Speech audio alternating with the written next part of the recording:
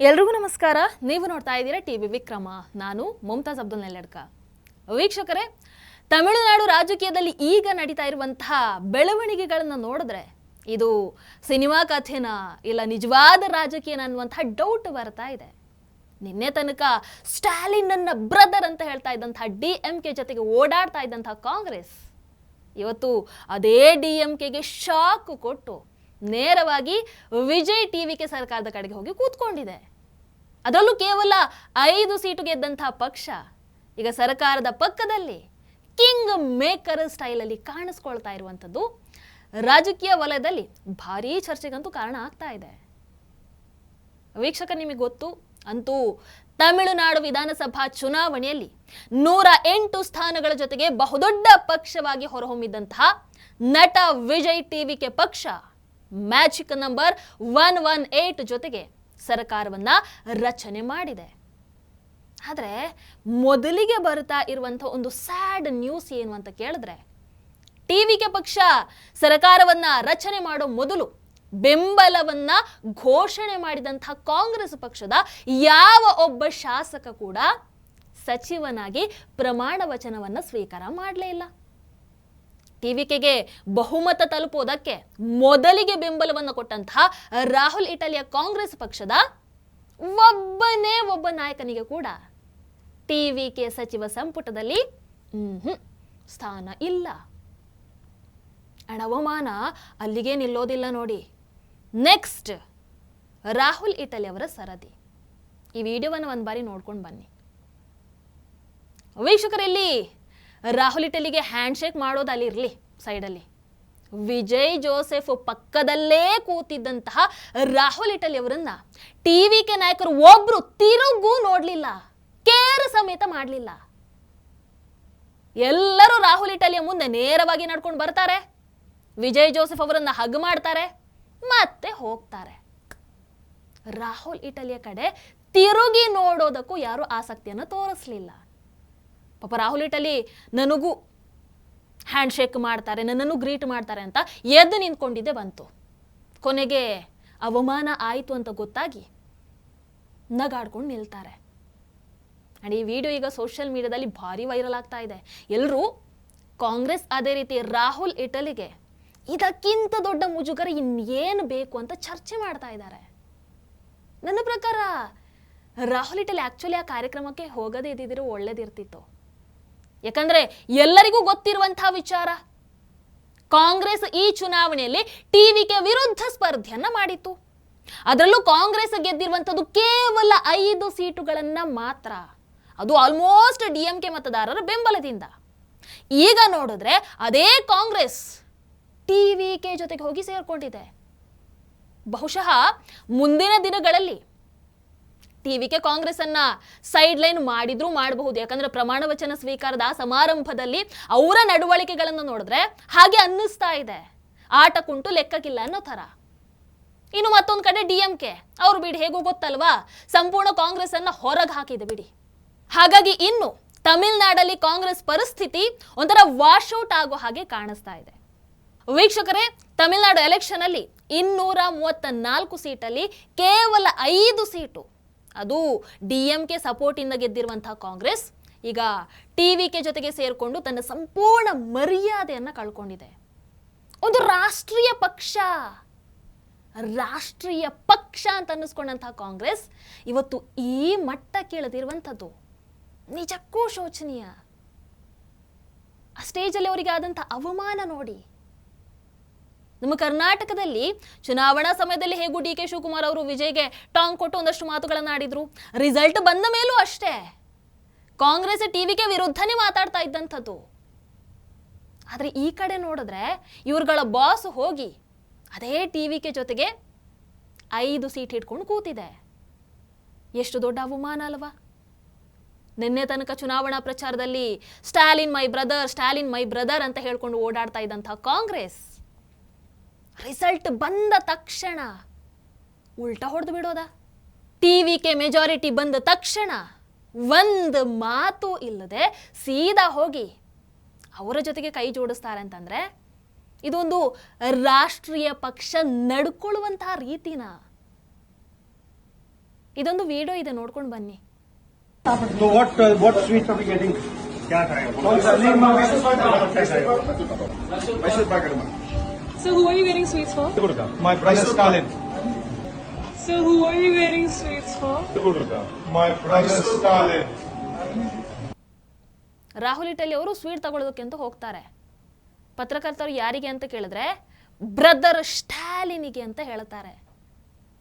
ಅಂತಹ ಬ್ರದರಿಗೆ ರಿಸಲ್ಟ್ ಬಂದ ತಕ್ಷಣ ಈ ರೀತಿಯಾಗಿ ದ್ರೋಹವನ್ನ ಬಗೆಯೋದ ರಾಹುಲ್ ಇಟಲಿ ಅವರೇ. ಡಿಎಂಕೆ ಇವತ್ತು ಕಾಂಗ್ರೆಸ್ ಮೇಲೆ ಎಷ್ಟು ಕೋಪಗೊಂಡಿದೆ ಅಂತಂದ್ರೆ ಇಂಡಿ ಮೈತ್ರಿಕೂಟಕ್ಕೆ ಇದು ಮತ್ತೊಂದು ದೊಡ್ಡ ಶಾಕ್ ಸಿಕ್ಕಾಗ್ಬಿಟ್ಟಿದೆ. ಡಿಎಂಕೆ ನಾಯಕಿ ಕನಿಮೋಳಿ ಈಗ ಸಂಸತ್ ಸ್ಪೀಕರ್ಗೆ ಪತ್ರವನ್ನ ಬರೆದು ಲೋಕಸಭೆಯಲ್ಲಿರುವಂತಹ ಸೀಟಿಂಗ್ ವ್ಯವಸ್ಥೆಯಲ್ಲಿ ಬದಲಾವಣೆ ಮಾಡಿ ಅಂತ ಕೇಳ್ಕೊಂಡಿದ್ದಾರೆ.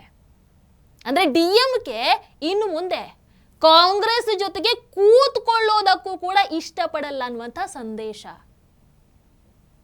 ಅವ್ರ ಜೊತೆ ಮೈತ್ರಿ ಮಾಡೋದು ಬಿಡಿ, ಕೂತ್ಕೊಳ್ಳೋದಕ್ಕೂ ಇಷ್ಟ ಇಲ್ಲ. ಇದು ಇಂಡಿ ಅಲಿಯನ್ಸ್ಗೆ ದೊಡ್ಡ ಸೆಟ್ ಬ್ಯಾಕ್ ಅಂತಂದ್ರೂ ಖಂಡಿತವಾಗ್ಲೂ ತಪ್ಪಾಗಲ್ಲ. ಯಾಕಂದ್ರೆ ಮೈತ್ರಿಕೂಟ ರಚನೆ ಆದ ದಿನದಿಂದ ತಮಿಳುನಾಡು ರಾಜಕೀಯದಲ್ಲಿ ಡಿಎಂಕೆ ಒಂದು ಸ್ಟ್ರಾಂಗ್ ಪೋಲ್ ಆಗಿ ಉಳ್ಕೊಂಡಿತ್ತು.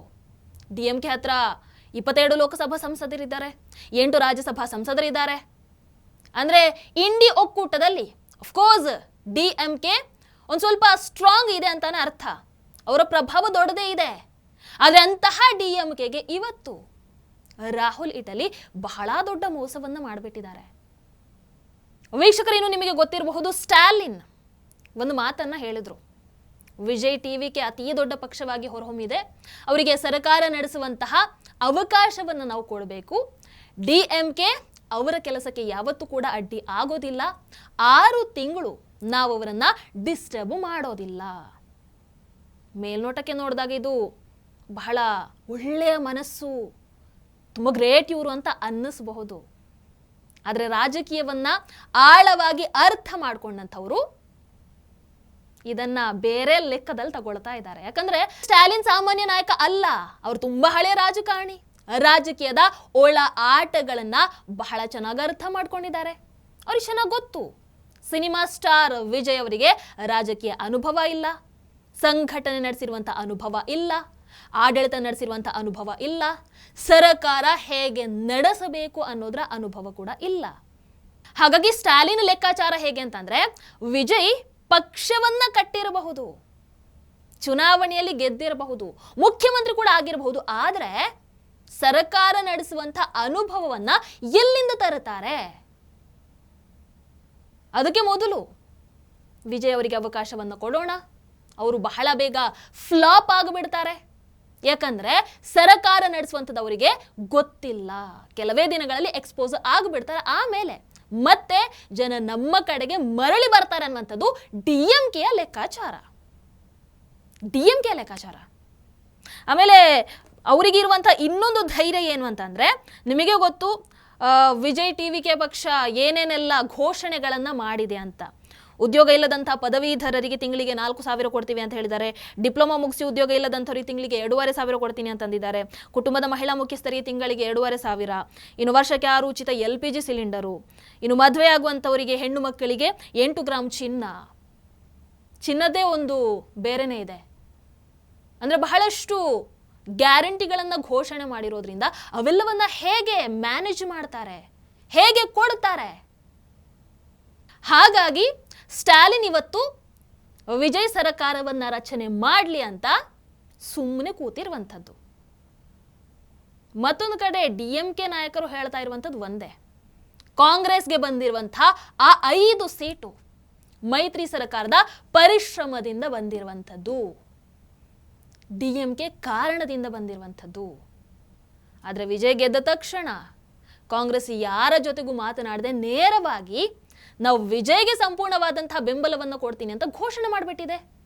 ಡಿಎಂಕೆ ಪ್ರಕಾರ ಕಾಂಗ್ರೆಸ್ ಮೈತ್ರಿ ಧರ್ಮವನ್ನ ಪಾಲನೆ ಮಾಡಿಲ್ಲ. ಎಂಥ ಮಜಾ ಅಲ್ವಾ? ಒಂದು ಕಡೆ ಕಾಂಗ್ರೆಸ್ ಡಿಎಂಕೆ ಜೊತೆಗೆ ಚುನಾವಣೆಯಲ್ಲಿ ಸ್ಪರ್ಧೆಯನ್ನ ಮಾಡುತ್ತೆ, ಜೊತೆಯಾಗಿ ಸ್ಪರ್ಧೆ ಮಾಡ್ತಾರೆ. ಆದ್ರೆ ಚುನಾವಣೆಯ ಫಲಿತಾಂಶ ಬಂದ ತಕ್ಷಣ, ವಿಜಯ್ ಪಕ್ಷ ಬಹುಮತದ ಹತ್ರ ಬಂದ ತಕ್ಷಣ ಕಾಂಗ್ರೆಸ್ ಯಾರನ್ನು ಕೇಳದೆ ನೇರವಾಗಿ ಹೋಗಿ ನಾವು ವಿಜಯ್ ಸರ್ಕಾರಕ್ಕೆ ಬೆಂಬಲ ಕೊಡ್ತೀನಿ ಅಂತ ಹೇಳ್ಬಿಡತ್ತೆ. ಇದಕ್ಕಿಂತ ಅಸಹ್ಯ ರಾಜಕಾರಣ ಏನಿದೆ? ಇದಕ್ಕಿಂತ ದೊಡ್ಡ ವಿಶ್ವಾಸ ದ್ರೋಹ ಏನಿದೆ?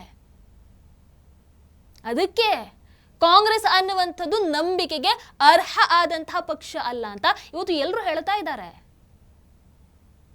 DMK ವಕ್ತಾರರೊಬ್ರು ರಾಹುಲ್ ಇಟಲಿಯ ವಿರುದ್ಧ ನೇರವಾಗಿ ವಾಗ್ದಾಳಿಯನ್ನು ನಡೆಸಿದ್ದಾರೆ. ಅವ್ರು ಹೇಳ್ತಾರೆ, ಅವತ್ತು ಪಕ್ಷವನ್ನ ಬದಲಾವಣೆ ಮಾಡಿದ್ದಕ್ಕೆ ರಾಹುಲ್ ಇಟಲಿ ಸಂಸತ್ ಮೆಟ್ಟಿಲಿನ ಮೇಲೆ ರವನೀತ್ ಬಿಟ್ಟು ಅವರನ್ನ ಟ್ರಯೇಟರ್ ಅಂತ ಕರೆದಿದ್ರು, ದೇಶದ್ರೋಹಿ ಅಂತ ಕರೆದಿದ್ರು. ಹಾಗಾದ್ರೆ ಈಗ DMK ಅನ್ನ ಬಿಟ್ಟು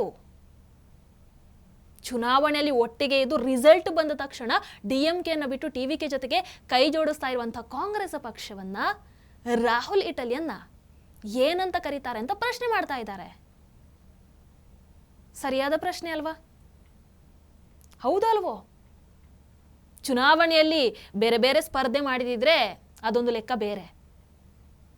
ಆದ್ರೆ ಇಲ್ಲಿ DMK ಜೊತೆಗೂಡಿ ಸ್ಟಾಲಿನ್ ಅನ್ನ ಬ್ರದರ್ ಅಂತ ಹೇಳಿ ಹೋದಲ್ಲಿ ಬಂದಲ್ಲಿ ಬ್ರದರ್ ಬ್ರದರ್ ಬ್ರದರ್ ಅಂತ ಕರೆದು ಕೊನೆಗೆ DMK ಸೋತಾಗ ಅದೇ DMKಗೆ ಒದ್ದು ಸೀದಾ ಹೋಗಿ ತಮ್ಮ ವಿರೋಧಿಯಾಗಿದ್ದಂತಹ TVK ಜೊತೆಗೆ ಸೇರ್ತಾರೆ ಅಂತಂದ್ರೆ ಇವತ್ತು ರಾಷ್ಟ್ರೀಯ ಪಕ್ಷ, ನ್ಯಾಷನಲ್ ಪಾರ್ಟಿ ಅಂತ ಕರೆಸ್ಕೊಳ್ಳುವಂತಹ ಕಾಂಗ್ರೆಸ್ ಪರಿಸ್ಥಿತಿ ಯಾವ ಮಟ್ಟಕ್ಕೆ ಬಂದು ನಿಂತಿದೆ ಅನ್ನುವಂಥದ್ದನ್ನು ಯೋಚನೆ ಮಾಡಬೇಕು. ವೀಕ್ಷಕರು, ಒಟ್ಟಾರೆಯಾಗಿ ಸಂಪೂರ್ಣ ಬೆಳವಣಿಗೆ ಒಂದು ವಿಚಾರವನ್ನ ಮಾತ್ರ ಸ್ಪಷ್ಟವಾಗಿ ತೋರಿಸ್ತಾ ಇದೆ. ಇವತ್ತು ಕಾಂಗ್ರೆಸ್ ಪಕ್ಷ ತಮಿಳುನಾಡಲ್ಲಿ ತನ್ನದೇ ಆದಂತಹ ಸ್ಪಷ್ಟ ನಿಲುವನ್ನ ಸಂಪೂರ್ಣವಾಗಿ ಕಳ್ಕೊಂಡು ಬಿಟ್ಟಿದೆ. ಒಂದು ಕಡೆ DMK ಜೊತೆಗೆ ಮೈತ್ರಿ, ಮತ್ತೊಂದು ಕಡೆ TVK ಸರ್ಕಾರಕ್ಕೆ ಬೆಂಬಲ, ಮಧ್ಯದಲ್ಲಿ ಬ್ರದರ್ ಸ್ಟಾಲಿನ್ ಇಂದ ಈಗ ಬ್ರದರ್ ವಿಜಯ್ಗೆ ಶಿಫ್ಟ್. ಮುಂದಿನ ದಿನದಲ್ಲಿ ಈ ಒಂದು ಕಾಂಗ್ರೆಸ್ನ ರಾಜಕೀಯ ಆಟಕ್ಕೆ ತಮಿಳುನಾಡಲ್ಲಿ ಕಾಂಗ್ರೆಸ್ ರಾಜಕೀಯವಾಗಿ ದೊಡ್ಡ ಬೆಲೆ ತೆರುವಂತಹ ಪರಿಸ್ಥಿತಿ ನಿರ್ಮಾಣ ಆಗ್ಲೂಬಹುದು. ಕಾದು ನೋಡ್ಬೇಕಷ್ಟೇ. ನಿಮಗೇನನ್ಸುತ್ತೆ ಕಮೆಂಟ್ ಮಾಡಿ. ಟಿವಿ ವಿಕ್ರಮ, ದೇಶ ನಿಮ್ಮ ಕೈಯಲ್ಲಿ. ಈ ಕಾರ್ಯಕ್ರಮ ನಿಮಗೆ ಇಷ್ಟ ಆಗಿದ್ದಲ್ಲಿ ಲೈಕ್, ಶೇರ್ ಹಾಗೂ ಕಮೆಂಟ್ ಮಾಡಿ. ಟಿವಿ ವಿಕ್ರಮದ ಕಾರ್ಯಕ್ರಮಗಳನ್ನು ನಿರಂತರವಾಗಿ ವೀಕ್ಷಿಸಲು ಸಬ್ಸ್ಕ್ರೈಬ್ ಮಾಡಿ, ಬೆಲ್ ಐಕನ್ ಒತ್ತಿ.